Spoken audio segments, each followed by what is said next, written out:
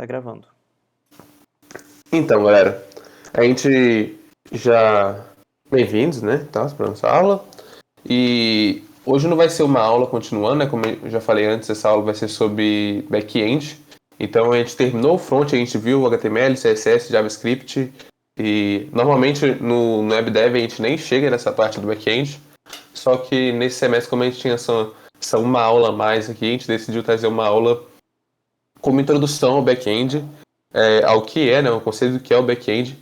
E vamos falar um pouquinho de Node.js para vocês e de Express, mas assim, bem passar por cima mesmo, para vocês verem como é que é. Então, o que é o back-end, né? O back-end ele vai se tratar do servidor, aquilo que faz o contato entre o navegador, o que o usuário está mexendo, o que seria o front, né? E o banco de dados. Então, quando a gente pensa numa aplicação web grande, a gente pode pensar nela e dividir ela nessas três etapas, né? No front-end, no servidor e no servidor ou back-end e no banco de dados, né? Então, ele meio que faz esse intermédio. Ele também faz isso entre usuários, né? Ele também é o que vai estar entre a conexão de dois usuários diferentes. Até agora a gente só fez páginas que eram para um usuário, né? Que, tipo, beleza, eu como usuário mexia nela, ela mudava para mim, mas eu não conseguia mandar coisas para outros lugares. Entendeu? E a parte do back-end do servidor a gente vai conseguir fazer isso. Então, aqui a gente deu alguns exemplos de linguagens que você vai ver aí pessoas usando para fazer back-end, como PHP, Python, vocês estão aprendendo em 110, Java ou Node.js. E aqui alguns exemplos de banco de dados que a gente não vai ver hoje, mas que vocês devem ver bem mais para frente, como o Mongo e o MySQL. Então, é isso. O back-end é aquele cara que vai estar por trás do que o usuário vê, por trás do que está acontecendo no sistema. Entendeu?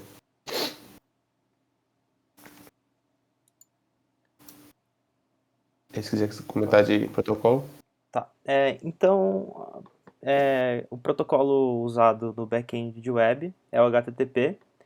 E a gente vai falar algumas características dele aqui, né? Primeiro, ele é baseado em pedido-resposta. Então, a mesma ideia do modelo cliente-servidor que a gente falou na primeira aula, então faz bastante tempo, mas...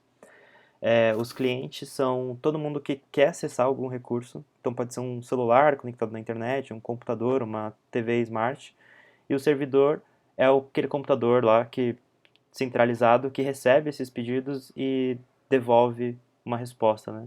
Então, uma característica disso é que o servidor nunca inicia uma conexão para um cliente. É sempre o cliente que pede alguma coisa.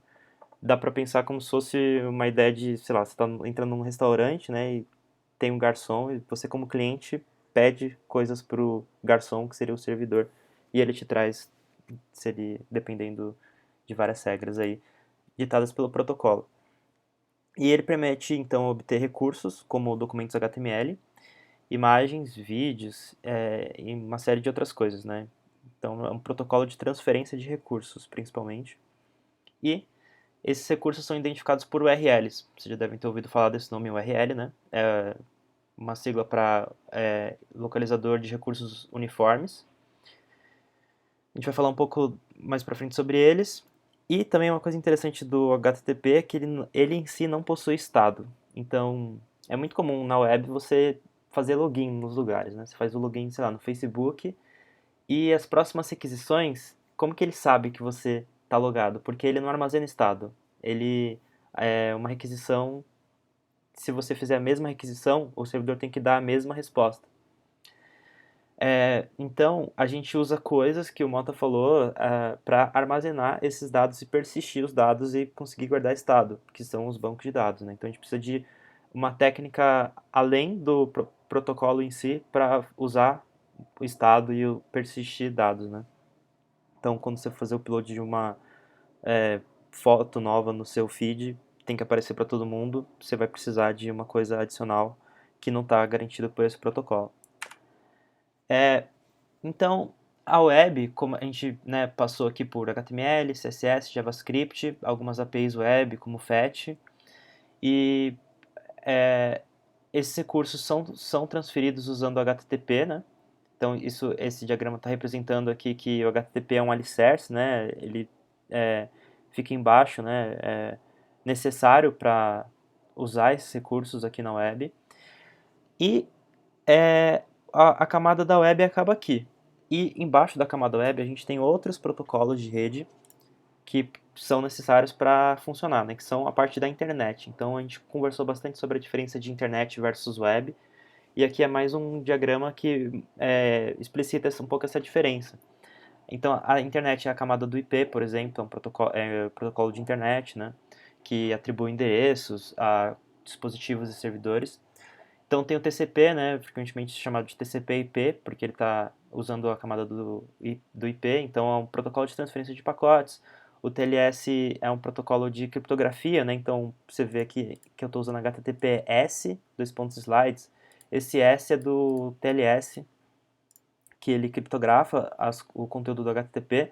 Então é importante falar também que o HTTP não é criptografado, ele manda as coisas em texto puro. Se você quiser, você precisa usar essa camada adicional. E o DNS é um protocolo de resolve nomes de domínio. Então slides.com, no final vai virar um endereço de IP, que está abaixo, né? E esse endereço de IP é usado para fazer essas transferências usando o protocolo TCP. E o DP é usado no protocolo de DNS, principalmente para conexões em tempo real, né? O resto é mais TCP. Existem duas maneiras de conectar, basicamente, TCP e UDP. Falando mais aqui, então, sobre o protocolo em si. Então, a gente falou que tem o front-end, que é um cliente, ele faz uma requisição para o back-end, e essa requisição, né, dá para pensar que não é exatamente um pacote, porque ela pode ser dividida em vários pacotes, mas pensando que ela é uma entidade, por exemplo, um envelope, né? Ela é enviada então em texto puro, e isso daqui é um conteúdo de um pedido HTTP completo.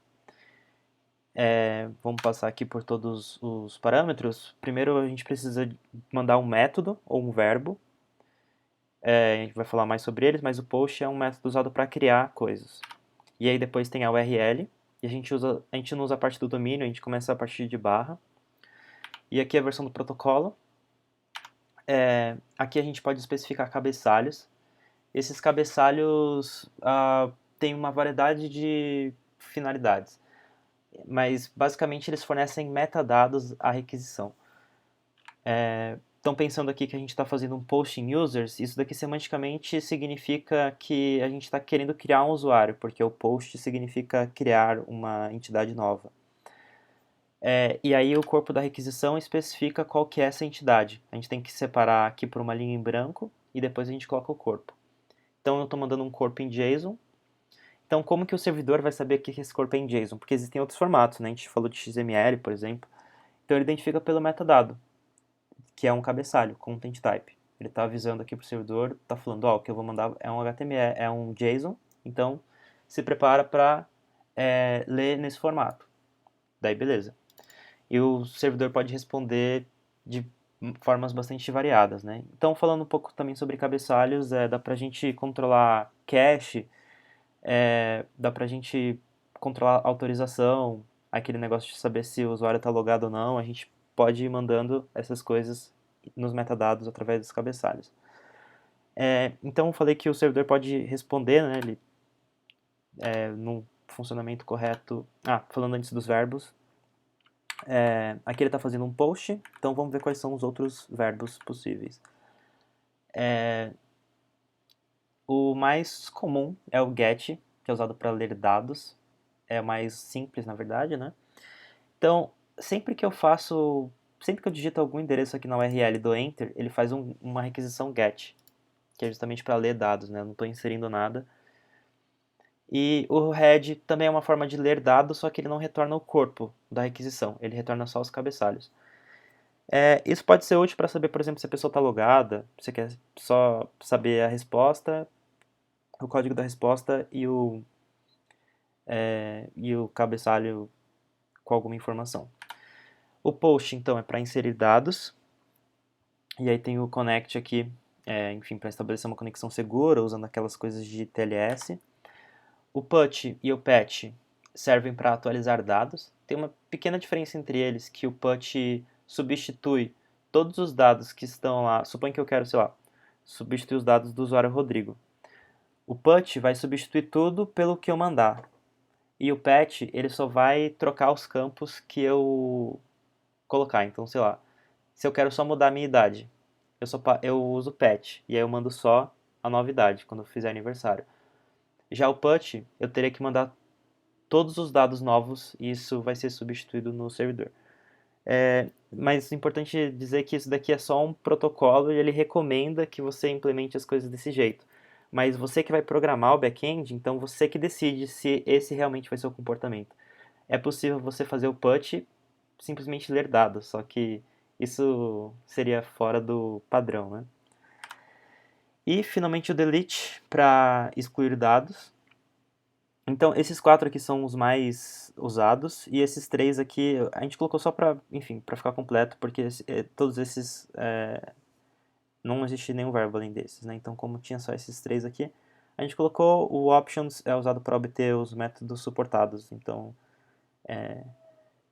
para eu saber se o servidor aceita post, eu posso pedir um options e ele vai dar uma lista para mim de quais métodos são suportados. Então, essa é a requisição, né?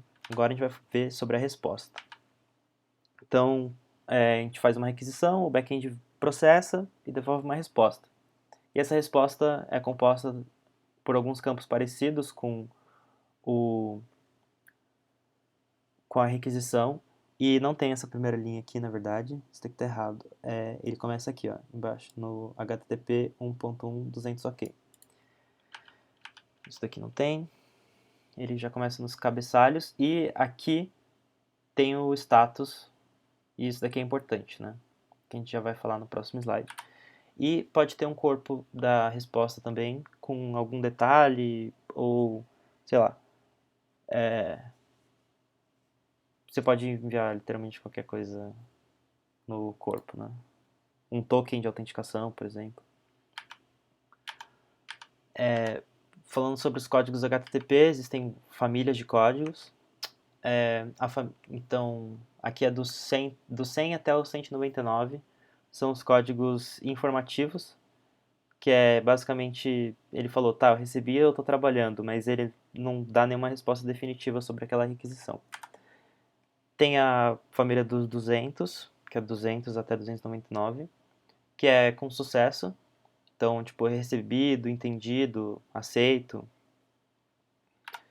Tem a família dos 300, que é de redirecionamento. Então,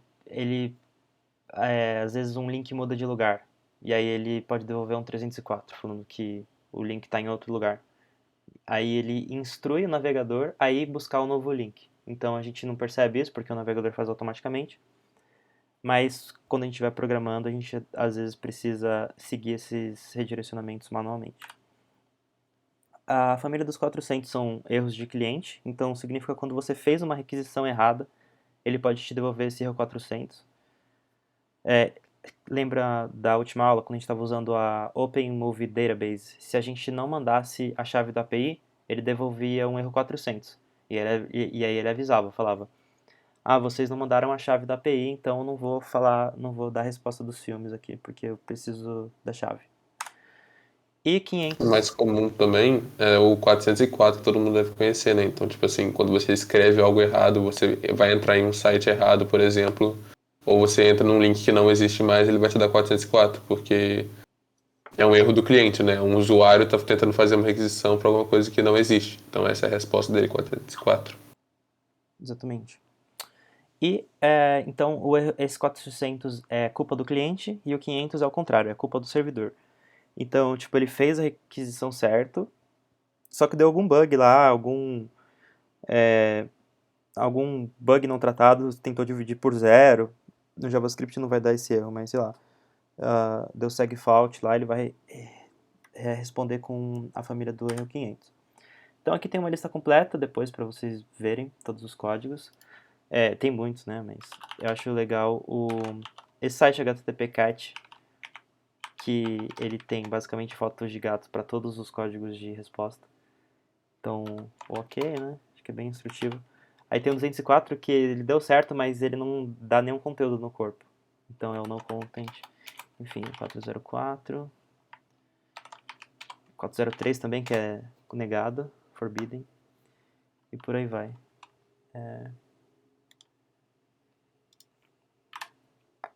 E, bom, basicamente é isso. Então, essa parte mais teórica sobre o protocolo HTTP. Antes de passar para um Node, eu queria mostrar para vocês.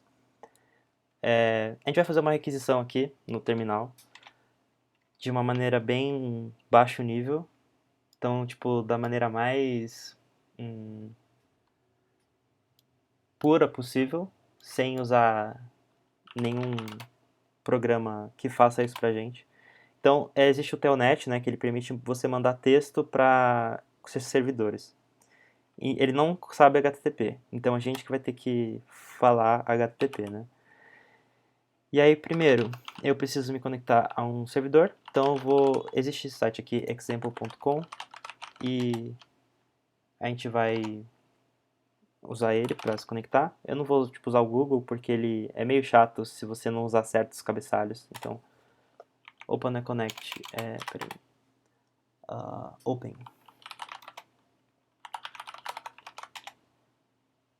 Então ele vai estabelecer uma conexão com example.com. Trying. Tá usando aí agora DNS para resolver pro IP. Resolveu o example.com para esse IP que ele botou aqui. E TCP/IP para estabelecer a conexão. Eu não coloquei a porta. Eu posso botar direto aqui, ó. A porta padrão do HTTP é 80, tá?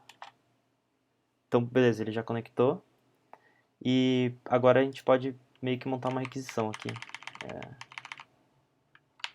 Então, seguindo essa sintaxe, eu vou fazer um get no barra, protocolo HTTP 1.1. Vou botar o host aqui, porque é comum botar. E, acho que isso. E aí eu vou deixar uma linha em branco, e aí pronto. Essa aqui é a minha resposta em HTML. É exatamente isso que a gente está vendo aqui. Só que, se eu abrir o código-fonte aqui, ele vai mostrar isso também. Então, o protocolo HTTP nesse sentido é bem simples de entender, né? Então, é isso. Se alguém quiser perguntar alguma coisa, pode falar, tá? Que agora eu vou mudar de assunto. Vou falar do Node.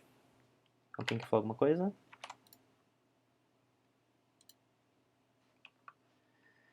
Só para comentar de exemplo, né? Aí você fez um get, por exemplo, né? Ele retornou, se a gente pode observar que o que printou no nosso terminal foi um HTML, né? Então você vê ali title, meta, div, e aí você pode ver que isso é um pouco também de como o back-end funciona um pouco, que ele vai administrar essa parte pra gente. Ele que vai meio que falar para onde que o usuário vai, né? Então, ele não retorna só dados, só um JSON com algumas informações. Não, ele pode retornar uma página para a gente. Ele vai dar essa página para o cliente. Então, só esse lado também de administração que ele faz. E aí vocês viram, aqui foi a minha requisição, e depois que eu dei Enter, ele já veio a resposta. Então, aquele formato lá de colocar HTTP 200 OK, os cabeçalhos e o corpo. E, acho que eu vou falar também desse Last Modified, que eu acho legal. Ele fala a última vez que a página foi modificada. Então, vocês lembram que tinha um outro verbo chamado head? Os navegadores, antes, quando você tenta acessar um site, example.com, eles podem mandar, não direto o get, eles podem mandar o head primeiro. E aí, ele deixa salvo no cache essas datas. Se ele vê que a data está mais recente, ele baixa de novo. E aí faz um get normal. Se o navegador vê que a data é igual, ele não baixa, ele usa o cache dele, que ele já tem. Então, isso daqui é usado para também otimizar transferência de dados.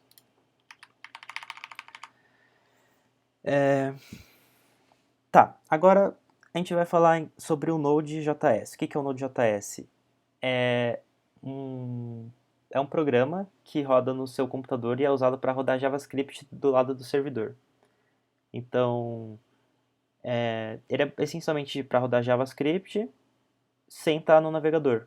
Ele usa, na verdade, o motor de JavaScript do Chrome, mas ele tem algumas APIs próprias e muitas APIs de navegador ele não tem, justamente por não estar no navegador, né? Então, existem algumas formas de instalar. Pode ser pelo gerenciador de pacotes, se você está no Linux ou no Mac. Para o Windows tem um gerenciador de pacotes também, que é o Chocolate, mas acho que a maioria das pessoas não usam. E vocês podem clicar aqui para baixar. E, enfim, é bastante simples. Depois de ter seguido os passos e de ter instalado, ele vai te dar esse comando na linha de comando, que é o Node. E como usar o Node num projeto, né? Então, a gente primeiro dá npm init. Eu vou aproveitar aqui, antes mesmo de falar, e já ir rodando esses comandos aqui, antes de falar do que eu vou fazer. O único spoiler é que vai ser um catálogo de filmes, então eu vou deixar o nome aqui. Aqui é o package name, você vai seguindo as perguntas, e se você quiser o padrão, você só dá enter que ele pega o padrão ou deixa em branco. Então aqui eu vou deixar tudo padrão, vou dando enter. Ele pergunta se está ok, e o padrão aqui é yes, né? Então se eu posso escrever yes ou dar enter. E ele vai criar aqui uma série de arquivos. Ah não, ele criou só o package.json. Exatamente. Que tem exatamente esse conteúdo aqui. E aí eu consigo usar alguns comandos como o npm para instalar alguns pacotes. E, por exemplo, instalar o Express.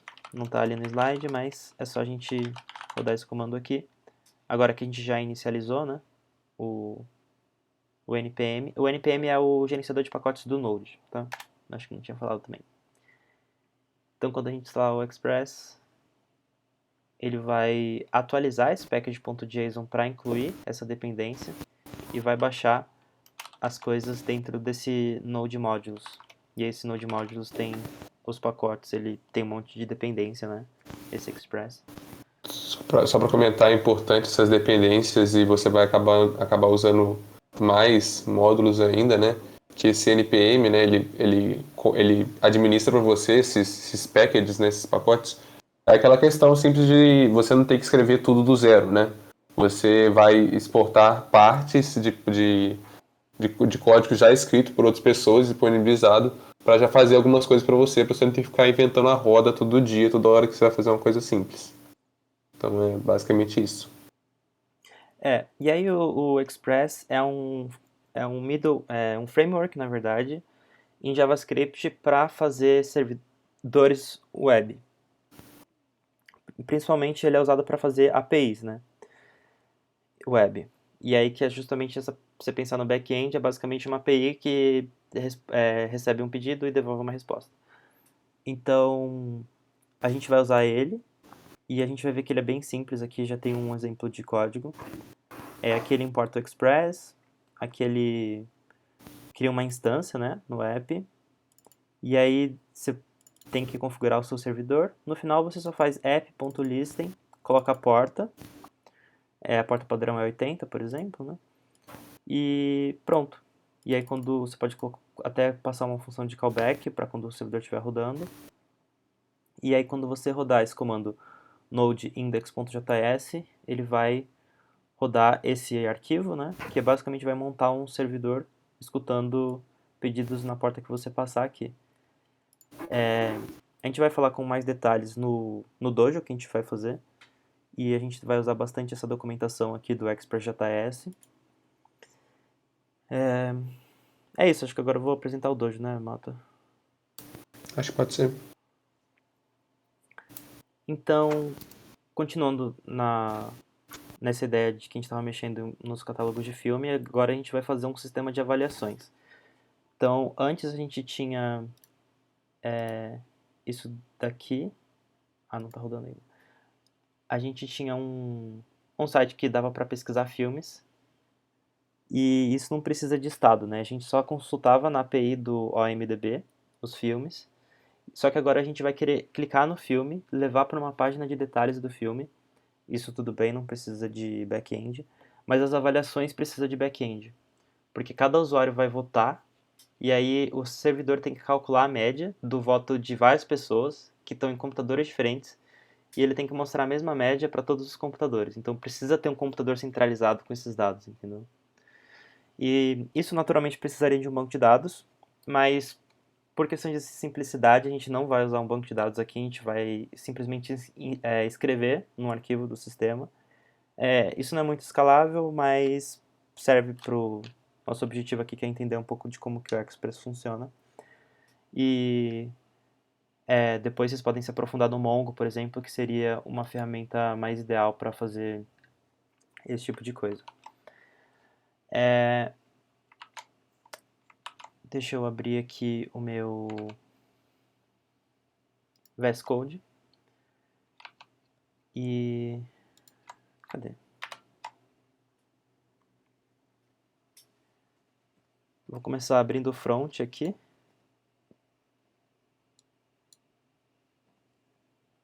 Só para mostrar a estrutura. Eu dividi agora o catálogo em back e front, né? Então o back é o que a gente rodou agora, o npm init, e o front é aquele projeto da aula passada. Então, eu vou abrir duas abas aqui no meu terminal. E no front,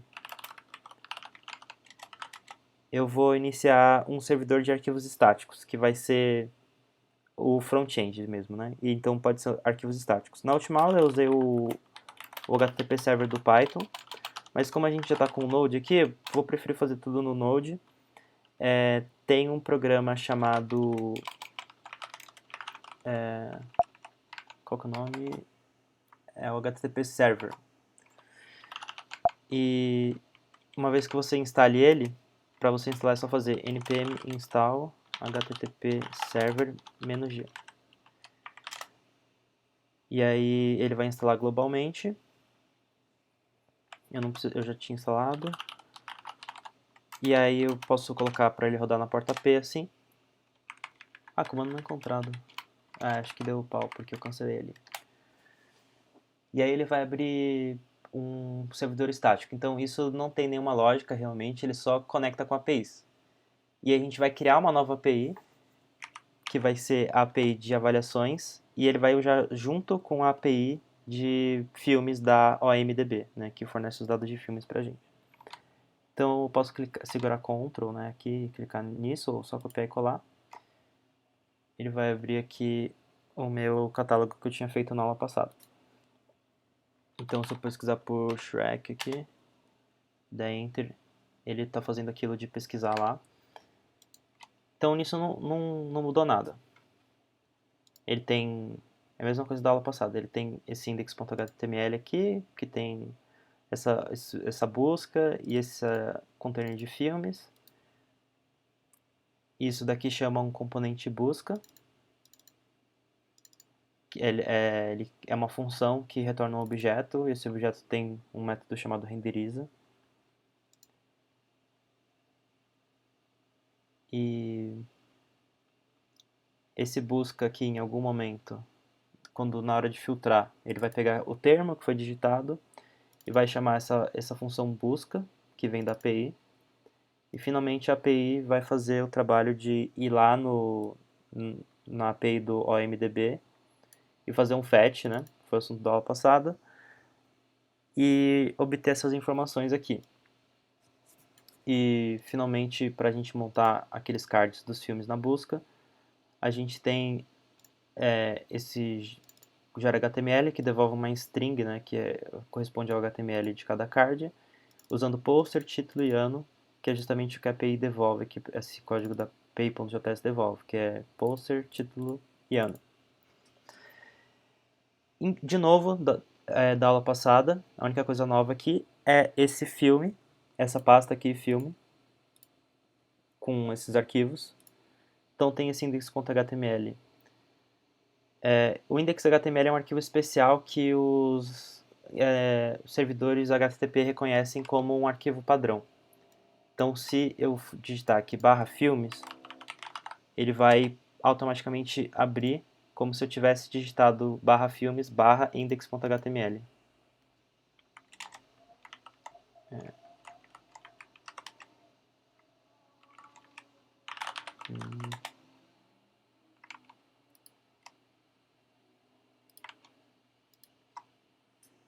É sem o S. Então, isso. Ele abre aquele index.html aqui. Então, esse index.html é um pouco grande, mas ele só tem... Ele está fixado aqui os dados do filme, ele não está buscando em nenhuma API. Então, ele até importa o filme.js, mas o filme.js é um arquivo em branco ainda. A gente vai fazer em breve. Então, a ideia é o seguinte, que a gente vai fazer. Nesse filme, a gente tem que passar o código do filme para essa URL de alguma forma. E depois a gente tem que carregar os dados do filme usando essa API aqui, a OMDB. E, além disso, a gente tem que usar uma API que a gente ainda vai criar, que é a API de avaliações. Beleza? Então, espero que tenha dado para entender então qual que é o nosso objetivo aqui nesse dojo. Isso daqui é uma página estática e a gente quer transformar isso numa coisa funcional. Isso daqui é só com CSS, esse efeito aqui de hover, mas quando eu clico ele não acontece nada, né? Não tem nenhum tipo de interatividade. Então a gente vai começar, tem bastante coisa para fazer. A gente vai começar pelo back-end. Então, pensando que a gente tem que fazer esse sistema de avaliações, quem saberia dizer qual operação ou quais operações básicas a gente teria que fornecer para ter esse sistema de avaliação?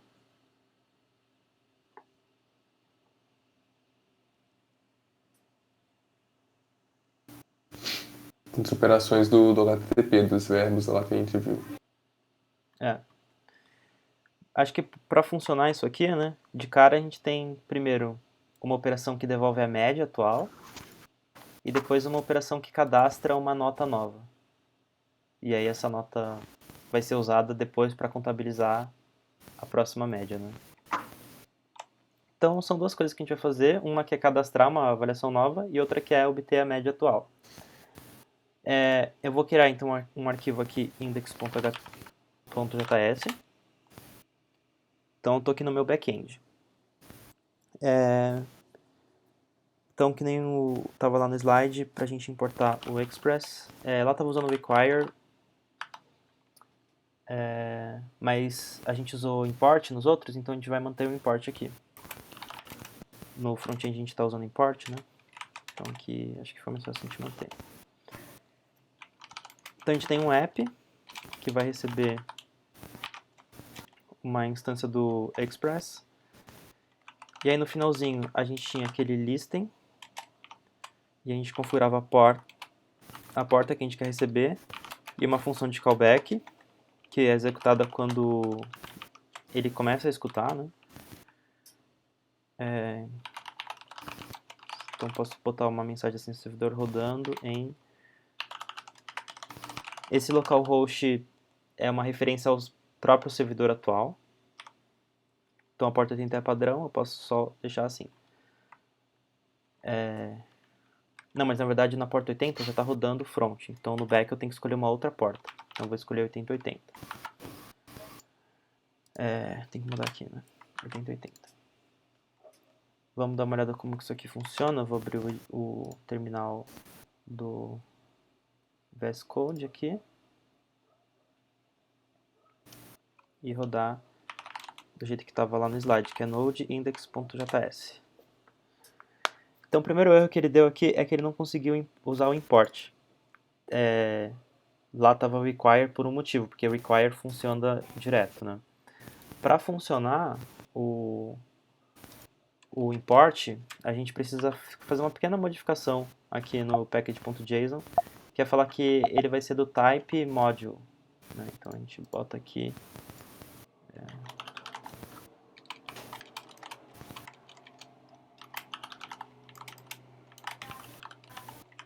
Tem duas opções, o Common JS ou o Module, e aí isso daqui resolve. Beleza, servidor rodando aqui. Então, se eu abrir aqui, ele vai dar um erro porque eu não implementei nenhuma rota que é um get no barra, né? E o que eu fiz aqui é um get no barra.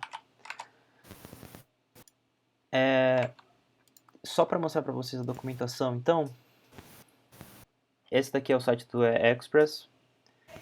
Então, a gente vai aqui em Getting Started, Basic Routing, e tem tudo que você precisa saber sobre isso, né? Então, esse get barra é a função que vai ser executada quando alguém fizer um get no barra. E é a função que vai ser executada quando alguém fizer um post. Então, bem intuitivo, né? Vamos pensar, então, em quais funcionalidades a gente queria. Então, era cadastrar e consultar a média.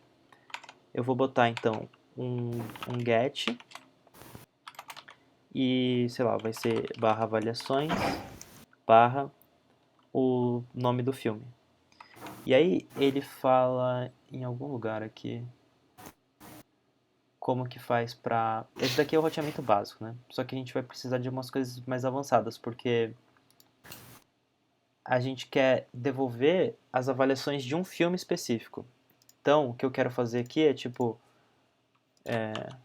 tinha fechado aqui. Era tipo fazer barra filme, barra, e aí o ID do filme. Então, sei lá, filme 8742, que é, sei lá, o filme Matrix. Então, para eu representar que eu quero que isso daqui é um parâmetro na URL, eu uso dois pontos e é o nome do meu parâmetro, que pode ser filme.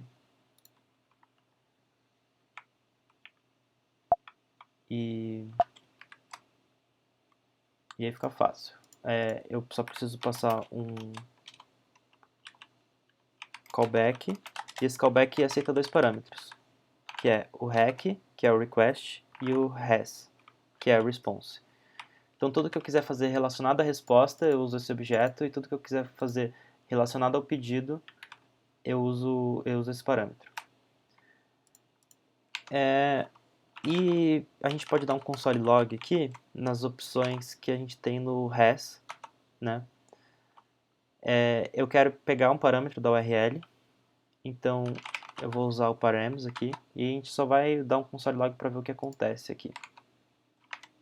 E só para não deixar a resposta em branco, para enviar a resposta a gente faz res.status, e a gente coloca o status, então eu vou colocar 200, que é o ok. E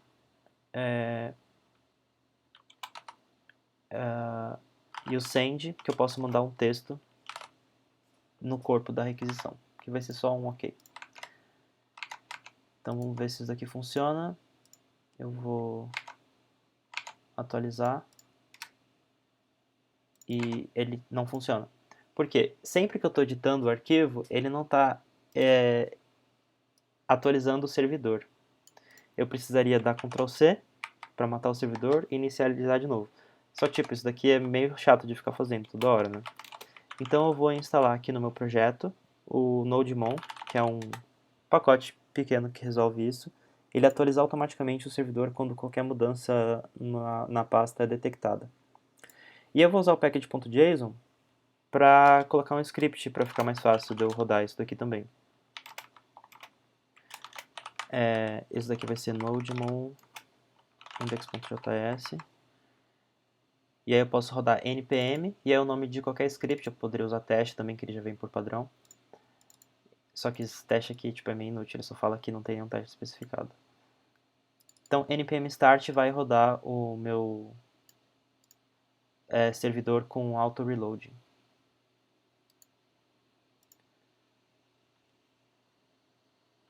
npm start. Vocês veem que ele rodou o nodemon aqui. Então, o nodemon roda o node, mas qualquer mudança que eu fizer aqui, eu vou colocar uma exclamação. Ele dá um restart sozinho. Então, vamos testar agora.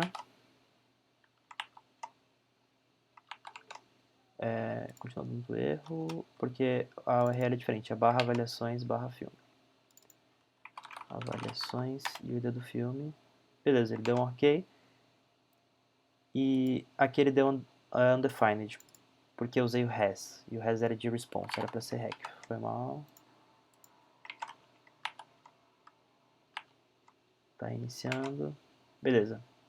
É um objeto com os parâmetros aqui. Então é esse daqui que eu quero pegar. hack.parâmetros.filme. Então só para escrever o que a gente vai fazer aqui para a gente não perder o foco, eu estou adicionando um comentário de múltiplas linhas aqui. Basicamente isso vai devolver a média de avaliações do filme. E além disso, eu quero ter um post que vai cadastrar uma avaliação nova. Então, mesma coisa de passar o dois pontos filme.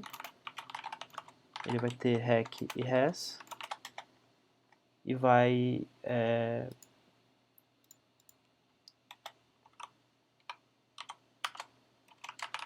adicionar nova avaliação ao filme.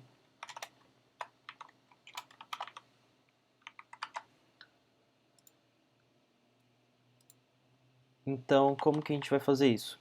A gente vai usar então um arquivo local, né? E além disso, além do filme, eu tenho que passar qualquer avaliação atual, qualquer nota que o cara está dando, né, pro filme.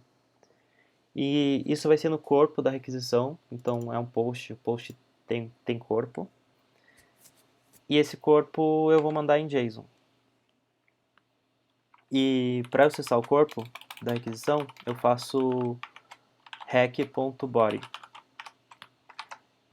E agora a gente não consegue mais usar o navegador para testar a nossa parada. Porque o navegador só faz get ou post se já tiver programado alguma coisa em HTML. Então eu preciso aqui de alguma coisa para testar as requisições. Eu podia usar o que a gente viu agora, o Telnet, só que tipo, é muito chato de usar ele, né? Tem que ficar digitando um monte de coisa. Existe uma ferramenta chamada curl, que permite fazer essas requisições de uma maneira mais fácil. E ela já vem instalada por padrão no Linux e etc. Como funciona? Eu digito curl, o lugar que eu quero fazer a requisição, -d para, na verdade, posso passar por extenso, o data, que vai ser o corpo da requisição, e o header para passar os cabeçalhos, né? Então, o primeiro cabeçalho seria content type, quero avisar que vai ser um JSON. Tá cortando aqui. Application/JSON. E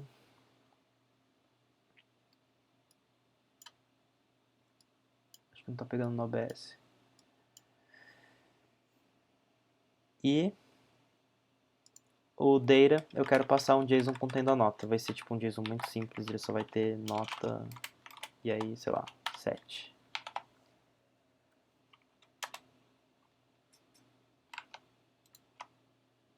Digitei errado aqui.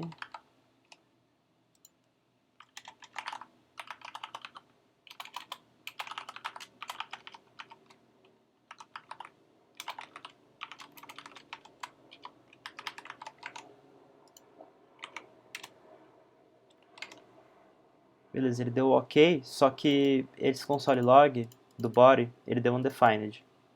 Porque no Express ele não preenche o body automaticamente. Ele precisa ter algum plugin para preencher esse body, dependendo do content type.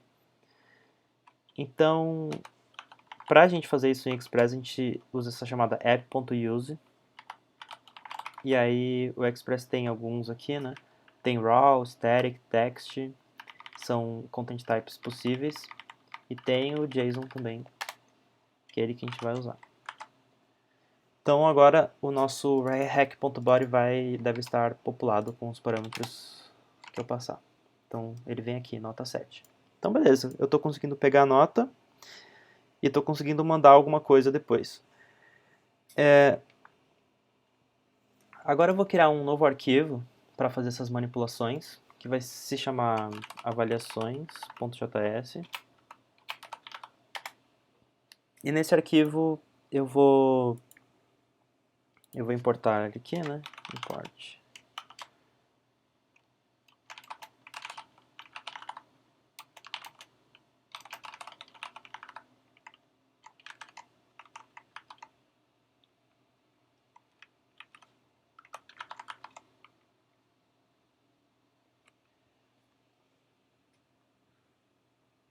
E, bom, eu não vou começar por esse, porque esse daqui é para devolver a média, só que se eu não tenho nenhuma avaliação, não vou ter média também.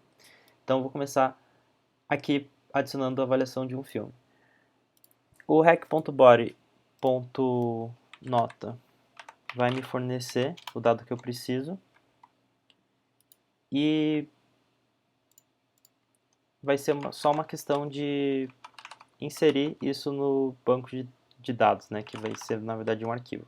Então eu vou supor que meu avaliações vai ter uma função insere e ele precisa receber o que? O filme, né, que é o rec.params.filme, é o que passa na URL, e a nota que o usuário enviou.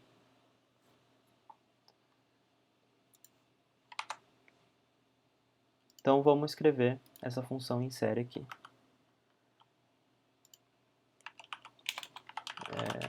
Então vou exportar essa função insere.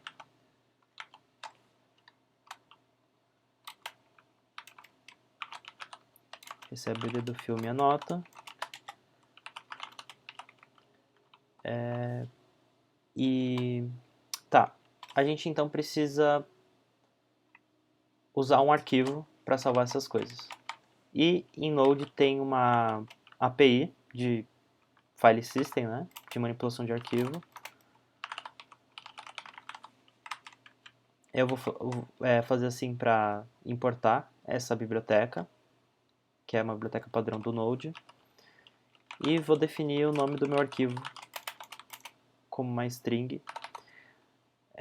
Vai ser .dados.json. Esse ponto é para os dados não ficarem na mesma pasta do meu projeto, porque é bom ter na pasta do seu projeto só código-fonte, né? Então, isso daqui vai estar numa pasta acima. Então, tá, para eu inserir, a primeira coisa que eu preciso fazer é pensar em qual que vai ser o formato, né, desse arquivo de dados. Então, acho que um formato bastante direto seria ter um JSON, é um dicionário, né? Eu vou ter o ID do filme, e aí esse ID vai ser uma chave, provavelmente, que vai conter as notas num array. Então, sei lá, o cara avaliou 7, outro avaliou 4, 3, 2, 9. E aí eu poderia também ter a média aqui, que seria uma informação redundante, mas é bom porque eu não preciso ficar calculando toda hora. Então, sei lá, qual seria a média disso? Suponho que seja 3. Então, essa vai ser a minha estrutura. Deu para entender? Aqui é o ID do filme, as notas, e aí se tivesse outros filmes, iria seguindo assim por diante. Então, para eu usar essa estrutura, bom, a gente primeiro tem que ler o arquivo, né? Então, eu vou salvar o conteúdo do arquivo nessa variável. E aí vou usar o await, porque essa função é assíncrona. Então, eu peço para ele ler o arquivo que está em avaliações. E aí aqui eu tenho que mudar isso daqui para async, porque eu estou usando await.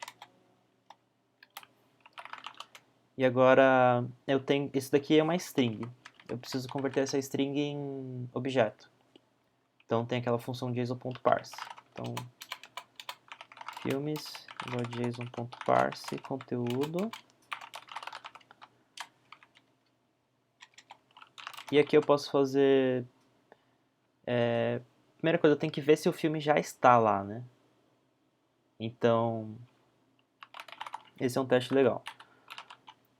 Se o filme não estiver, se ele não estiver, ele é undefined. Então, se ele não tiver, o que você faz? Você insere ele. Você cria um novo.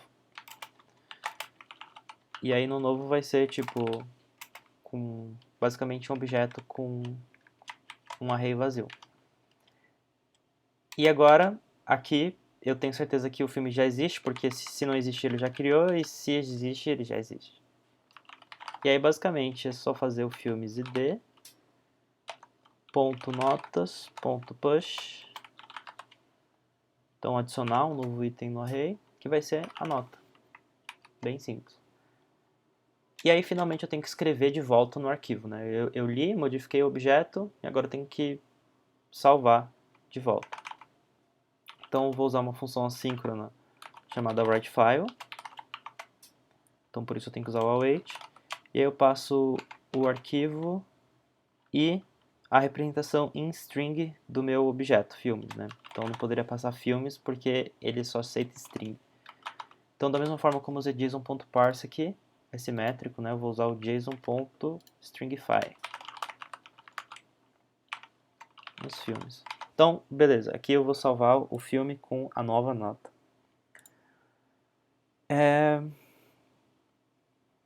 Posso apagar isso aqui porque está dando erro. Era só um rascunho. Beleza, ele iniciou. Então acho que a gente pode testar agora, inserir uma nota.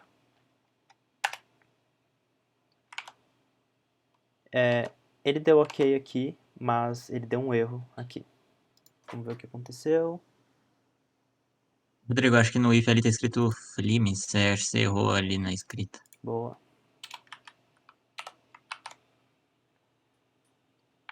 Boa. E além disso, isso daqui é uma função assíncrona, né? O insere ele é async. E eu não estou usando await aqui, então ele responde ok antes de dar certo. Por isso que ele deu ok lá, sendo que estava errado. Então, como eu usei await, a função de fora tem que ser async também. Salvei aqui, deu ok, deu ok. Tá. Eu esperava que ele desse problema, mas ele não deu porque o arquivo já existia, mas... porque eu já estava fazendo isso antes, né? O que eu queria que acontecesse era isso daqui, ó. Ele dá esse erro porque justamente ele não conseguiu abrir o arquivo, porque a gente não queria ele. A gente só começa a ler como se ele já existisse. E nem sempre ele existe, né? Principalmente na primeira vez que você roda. Então vamos criar uma função de inicializa aqui. Inicializa. Que ela vai ser chamada... ela tem que ser chamada pelo menos uma vez, né? Não, eu vou fazer assim, acho que pra ficar mais simples, eu não vou fazer assim inicializa não. Eu vou inicializar na mão aqui, ó. Vou usar o code e abrir dados.json. Dados não existe, deixa eu mostrar aqui o diretório. Não existe nada aqui, mas eu posso criar um novo com dados.json.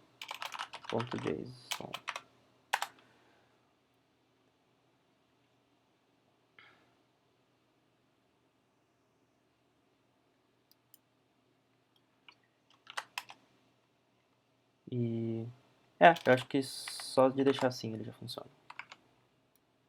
Um objeto vazio.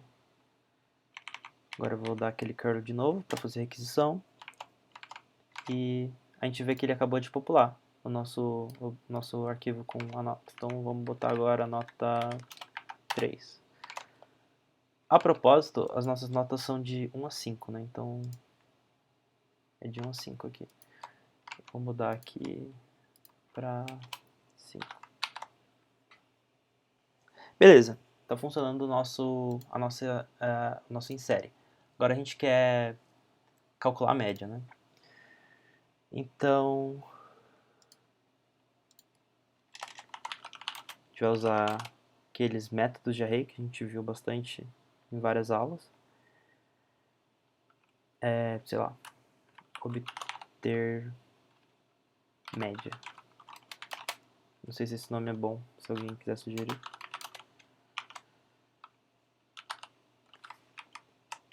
Então, para obter a média, eu só preciso do ID do filme. E a partir do ID do filme, mesma coisa aqui, parecido, né? Eu pego o conteúdo e leio as coisas de filmes. E agora eu tenho que calcular a média, né? Então, um caminho seria primeiro calcular a soma de todos os... dado um ID, todas as notas. E aí para isso eu posso usar o... Qual é o nome daquele que usa o acumulador? Inclusive, galera, tarefa 8 aí, ó. Tá vendo a falta que faz? Qual que é? Reduce. Boa.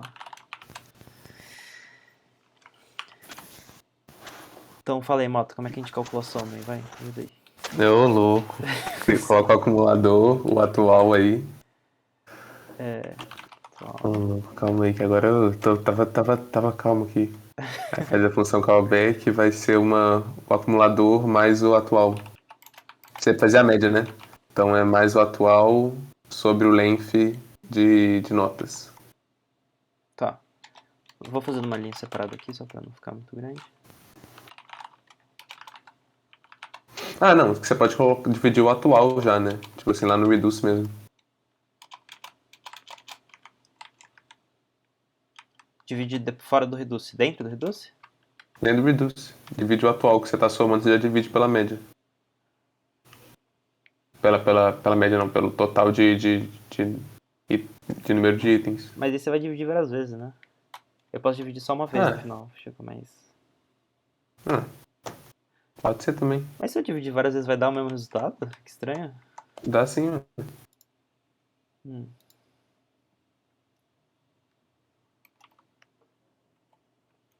Não, mas teria que ser todos os filmes até agora, né? Calma, aí você vai estar dividindo pelo número de notas, né? Não pelo número de filmes. Como assim? Não, pelas notas até agora. Vou dividir Não, pelas seria notas por total? todas as notas. Assim? É. Nem um parênteses aqui? Não. Se você colocar o parênteses, aí vai dar ruim. Porque aí você vai estar dividindo o acumulador várias vezes, só precisa dividir o atual. Entendeu? Tá bom, faz sentido, entendi. Tá, mas essa daqui faz, tipo, N divisões e essa aqui faz uma divisão só, então. Ok. Não tá certo. Não precisei dividir o atual também da primeira vez que eu vi, eu achei estranho. Mas isso foi alguém que colocou na tarefa dele, e aí na hora que eu olhei, eu falei, nossa, isso deve dar errado. E não dava, eu falei, caraca. Verdade, faz sentido. Dá uma bugada. Matemática funciona. Eu vou colocar isso aqui entre parênteses porque ficou uma expressão muito grande. Então isso daqui não vai mais ser a soma, né? Vai ser a média. E ele retorna a média. E aqui tem que ser notas.length. Tá. E agora é só chamar isso aqui. Usando as mesmas coisas. rec.params.filme.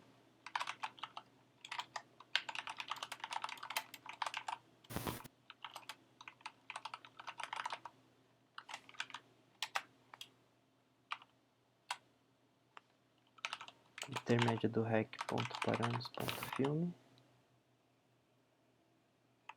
Que é isso, ele vai passar o ID e vai passar. Tem só uma coisa. Aqui no dados.json. Ele tá salvando como número mesmo, né? Porque eu achei que ele ia salvar como string, mas tá certo. Tá reclamando alguma coisa aqui. Index JS na linha 10.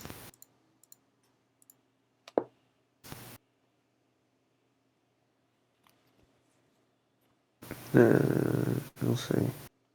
Ah, é por causa do async. Eu tenho que botar async.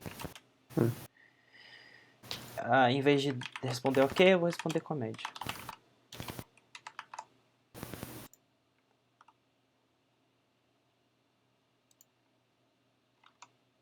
Vamos cadastrar outro filme porque a gente não testou isso. Beleza, ele aparece aqui. E agora... Aí aparece como... Oi? Ah, não, esse é a ID, esquece que eu ia falar. Tá, por um segundo eu pensei que você tinha passado essa nota. Ah, tá. Aí dá um get aqui. Deu ruim, hein? Invalid status code.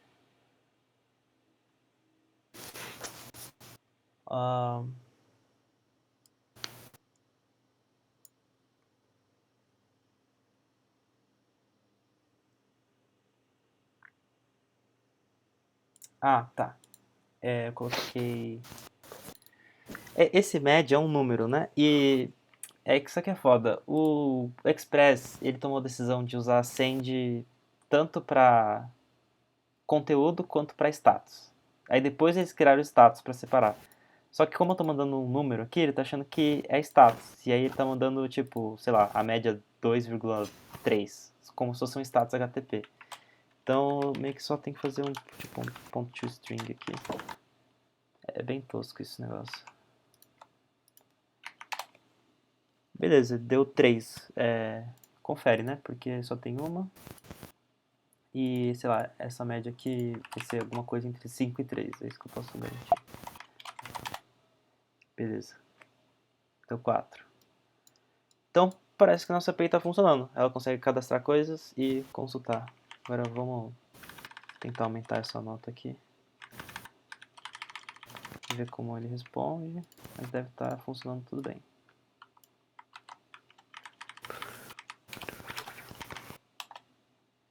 Beleza. Então, também é uma boa ideia dar uma arredondada aqui, né? Esse math.round não permite especificar que eu quero só uma casa de arredondamento, então tem que fazer um truque sujo aqui.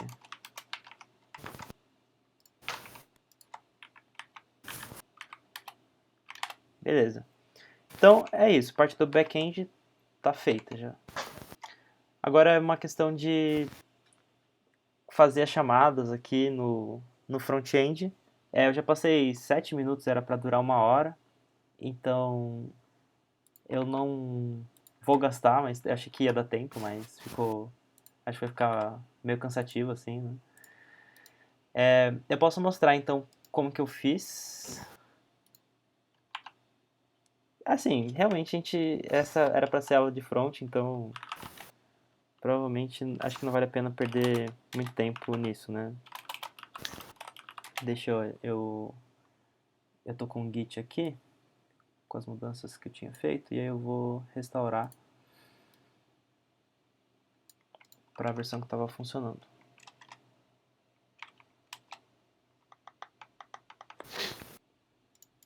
Isso aqui desfaz, e aí eu vou reverter nela. Vou dar um reset aqui. Cara, aí eu não vou poder te ajudar não, velho. Não, já foi, já. Não foi.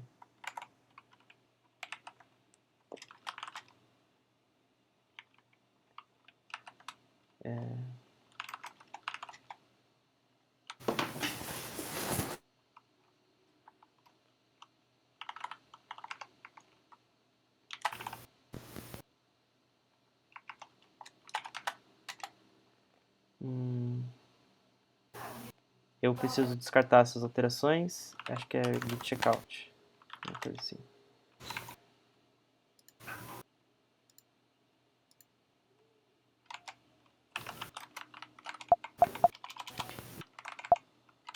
Git restore stage.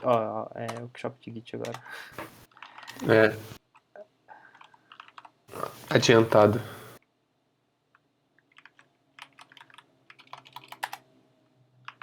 Pronto. Tá tudo aqui, ó. Então, simplesmente na API, além da URL do Open Movie Database, eu coloquei a URL das nossas avaliações, que tem aqui barra avaliação, então, né? E no fetch, para fazer um post, estou usando o método post. Preciso dar um JSON stringify num objeto nota e passar em headers aqui application JSON. Que mais do filme? Aí tem a parte de detalhes, né, que ele atualiza os detalhes do filme com os dados que vêm do OMDB. É esse código aqui, né, o central. Carrega filme, que puxa do OMDB, e o carrega avaliações, que puxa da nossa API. E aí ele vem aqui a API obter média, com aquela função que eu acabei de mostrar, que faz o fetch com post. E aí ele só atualiza lá, e é uma questão de pintar as estrelinhas do tamanho certo, né? É isso, não tem, são só esses dois arquivos aqui. É bem curtinho. Com uns 15 minutos daria pra fazer, mas...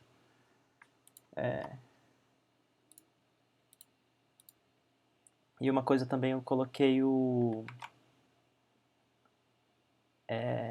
index.js, não, na verdade nos componentes. Aqui em filme eu botei um link para mandar pro ID. E aí eu passo o ID aqui. Então, vou pegar aqui Ratatouille.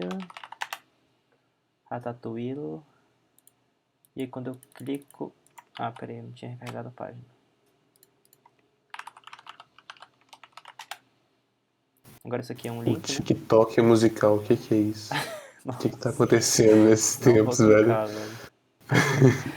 Meu Deus, melhor não. Aí quando eu clico ele abre o Shrek rapidamente, até ele atualizar, porque o Shrek não tava fixo ali. Mas isso aqui que é o legal, né? O interrogação ID. Aí recarreguei aqui, né? Ele atualiza aqui, tá dando as avaliações. Ah, não tá carregando as avaliações? Putz, erro.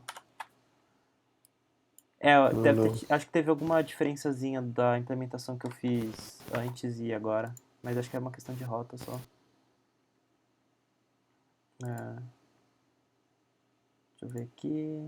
Esse redes é legal também para vocês verem o pacote que ele está sendo enviado. O pedido inteiro. Tem aqui esse bruto. E aí ele mostra aquilo que a gente viu nos slides.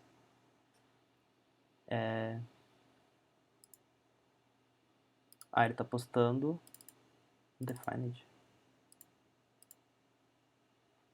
Ele não tá conseguindo enviar, então, quando que você clica. Ah, tá. Ah, é verdade, verdade, verdade. Tem um negócio chamado Course. Nossa, essa aula tem muita coisa.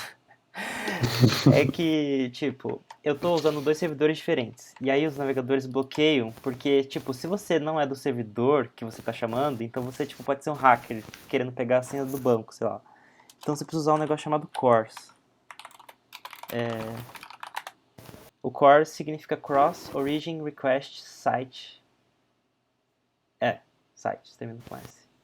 E basicamente ele serve para falar se outros servidores podem acessar o meu servidor. Senão o navegador bloqueia. Por causa dos hackers. E aí tem esse pacote que eu acabei de instalar, npm install Course. E aí com ele eu vou... Ah, ele fechou, velho. Fechou meu back aqui. Só pra comentar, no começo da aula eu falei com alguém que algumas coisas eram intuitivas. Não, isso não é intuitivo, ok? Não precisa se desesperar, desculpa. Eu tava falando bosta. É a primeira vez que a gente dá aula de back no WebDev, tá? Então isso é uma experiência pra gente também. Mas, pô, com certeza dojo de back é mais difícil, velho. Tem muita coisa. Mas vamos lá. Tá quase terminando. É só esse detalhe aqui do course. Agora eu preciso importar. Inclusive, eu não lembro como que faz, velho. Mas tem alguma coisa aqui falando sobre isso. É um middleware. Course. Aqui, course. Redirecting usando o 403, 304, código HTTP. Aqui, ó. Bem fácil, é só importar e f.use.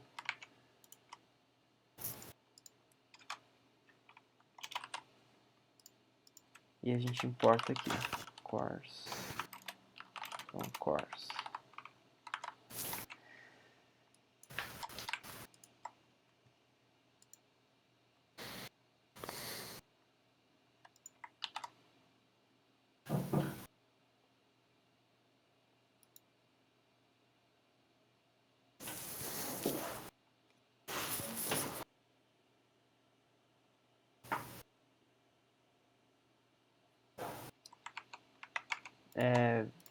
Deu um problema.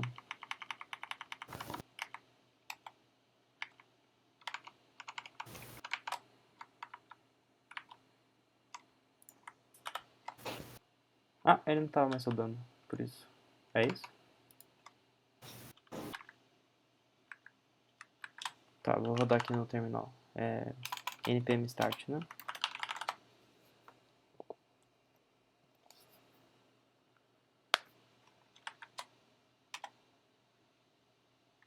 Eu vou usar o "-v", Aí, que é de verboso, para ele mostrar os cabeçalhos. E ele tá com esse daqui. Esse cabeçalho que é o do Cores, é o Access Control Origin. Qual origem pode acessar, né? Qual origem está permitido acessar? Então ele tá falando estrela, todo mundo pode acessar. Então, agora não tem por que não funcionar do ponto de vista do Cores, né? Pode ter outros bugs. por favor.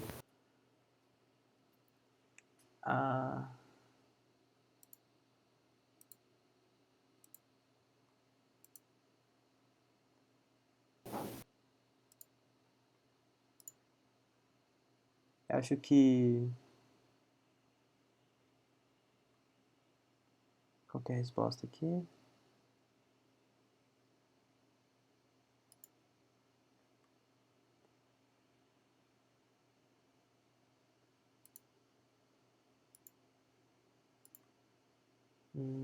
Ele não chegou a executar isso.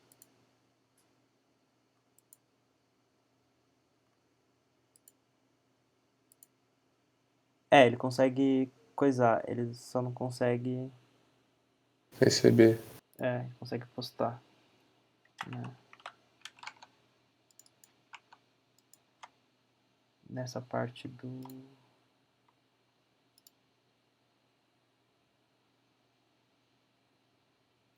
front, detalhes, vamos ver o que ele está retornando aqui.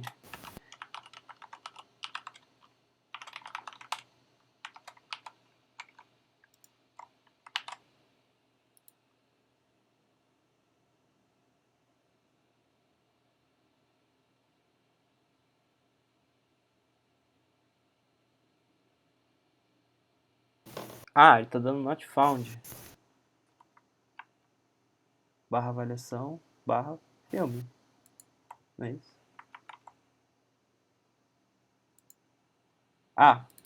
Tá. Avaliações. Era para ser avaliação. Segunda vez que eu me ferro por causa do plural. Agora vai. Eu tenho fé.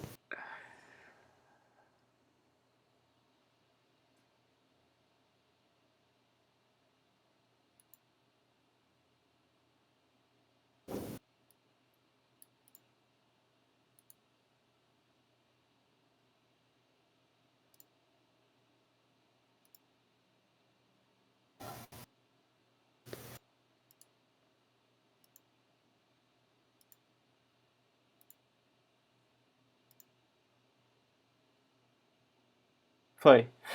Foi. Nossa, que susto. Graças a Deus. Tá, então eu avaliei com 4, ficou com 4. Agora eu vou avaliar com 1. Ele tem que diminuir. 2,5. Pode estar com um bug aqui, outro ali. Bem-vindos ao front. Mas quando atualiza ele funciona mais ou menos. É isso que importa. Bom, é isso. Eu não vou mais gastar o tempo de vocês. Vou deixar o código corrigido depois para quem quiser. Vamos voltar. E qualquer dúvida depois disso também só perguntar que a gente responde. Alguém quer falar alguma coisa? Tipo...